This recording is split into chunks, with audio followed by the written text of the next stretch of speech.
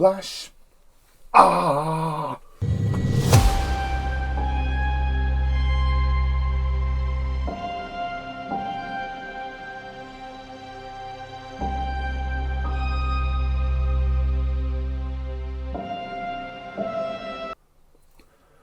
Hello everyone, and welcome to my next rant.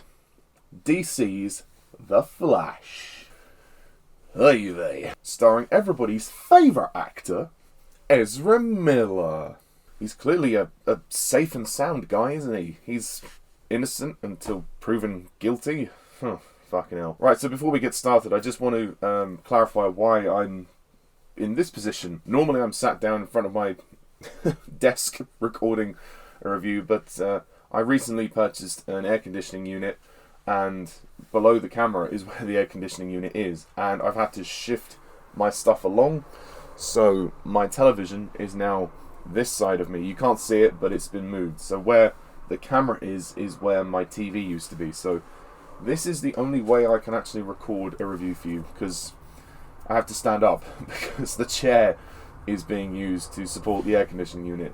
Honestly, this room is a nightmare. It really is a tiny ass room. However, it is what it is, and it's summer, it's hot, I need to keep cool. So, yeah, hope you understand.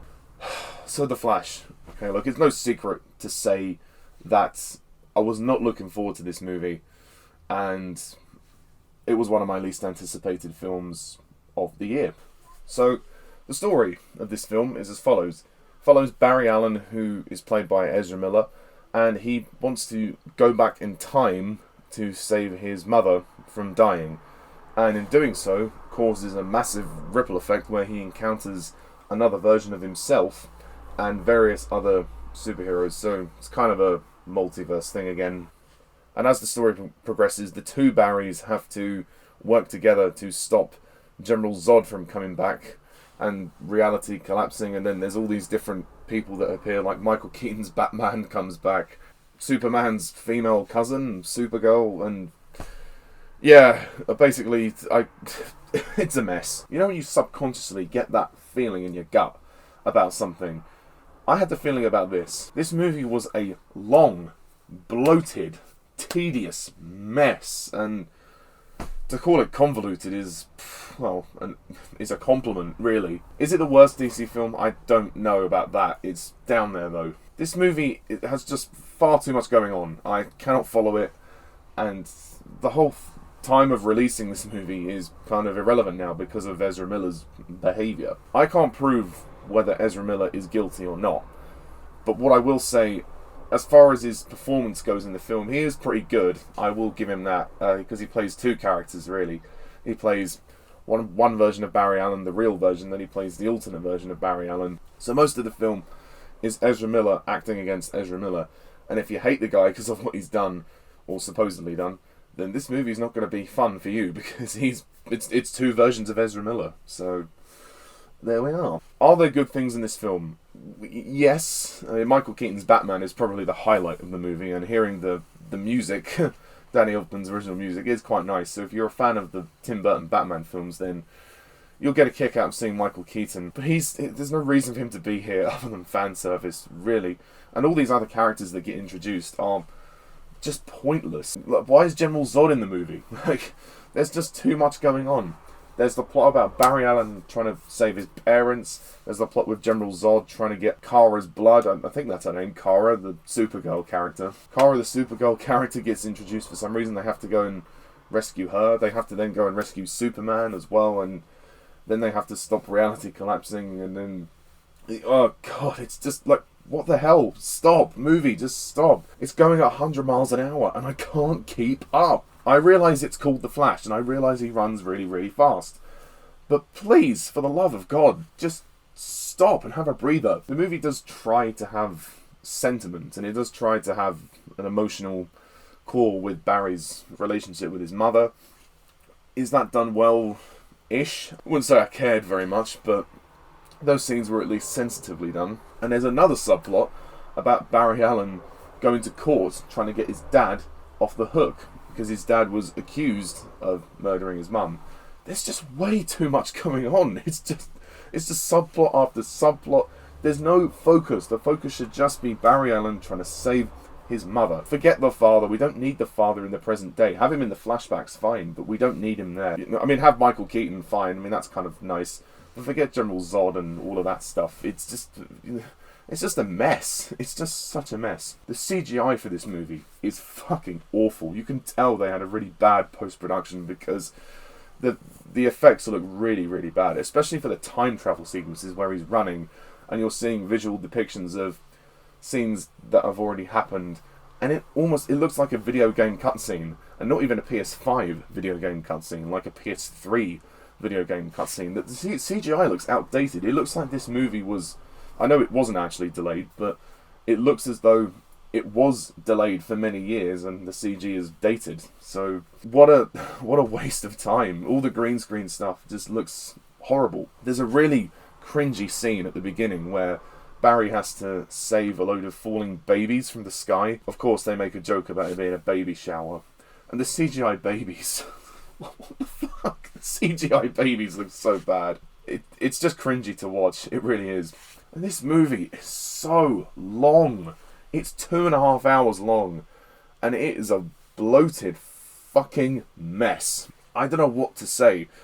I am bitterly disappointed with this movie. I knew I wasn't going to like it. It was on my least anticipated list.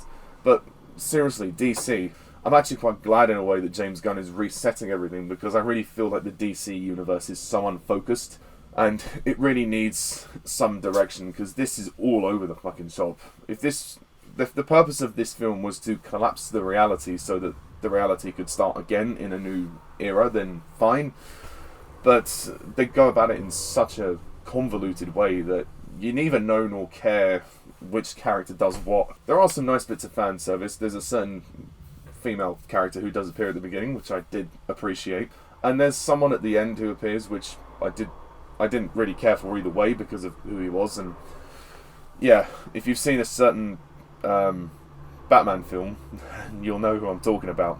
When you have a film that introduces time travel or tries to utilize time travel, you do always run the risk of it being convoluted, and unfortunately this is one of those cases. They completely lost their way. I mean, the first act of the film was alright.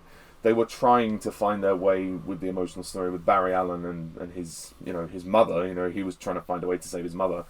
But then when all the elements started coming in, it just didn't work for me.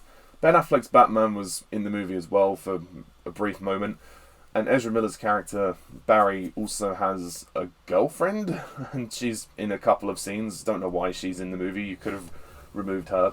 There's just so much that you could take out of this movie and it would be no different. There's just so many elements that are just botched together and just randomly thrown in just for the sake of doing it and for the sake of fan service. If you watch the movie for anything, watch it for Michael Keaton, because the rest of it's boring. This movie drags on so much. It's too long. It's far too long. It's one of the weakest DC movies. I knew it wasn't going to be good. It's a mess. It's an utter mess. It's a clutter-brained mess. Visually, it's horrible. And the story is bloated and confused. And as a result, it doesn't feel like a Flash movie. It feels like a mini Justice League film. But yeah, what else is there to say? Like I said, I liked Michael Keaton, so that's the one thing I could say. And I won't say Ezra Miller was terrible, but he doesn't have a huge amount of screen presence for me. He doesn't smile that much. He really doesn't. Even in Fantastic Beasts, he doesn't smile. So I have to knock points off for that. So my final rating for The Flash would have to be a 1 out of 10.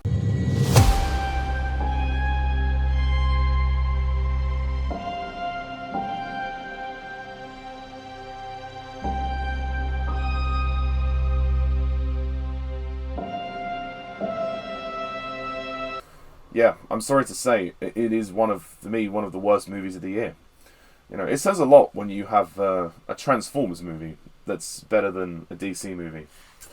But that's just my opinion. But if you like this film, that's absolutely fine.